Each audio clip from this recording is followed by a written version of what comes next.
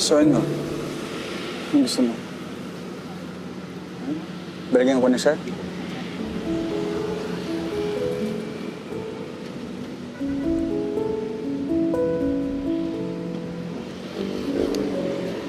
Representative ng QC sa isang pageant.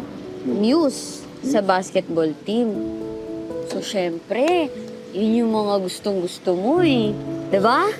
Grabe ka Ba't talaga. ako nagtatanong? Obvious naman. Iniintay mo ba talaga yung sagot ko? Grabe ka sa akin. Pero siya unang nag-cheat. Cheat ka rin naman. Pares lang kayo. Eh, di bagay na bagay talaga kayo. Alam mo, ganito na lang gawin mo. Total, parehas kayong cheaters. Tapos kung nagkabalikan kayo, mag-invento kayo ng araw. Maglagay kayo ng cheat day. Wow! Tapos, mag-compare notes lang kayo, di ba? Ouch! Ang saya ng ganyang relationship, sobrang toxic. Di ba? Gusto mo yan, di ba? Walang may gusto yan.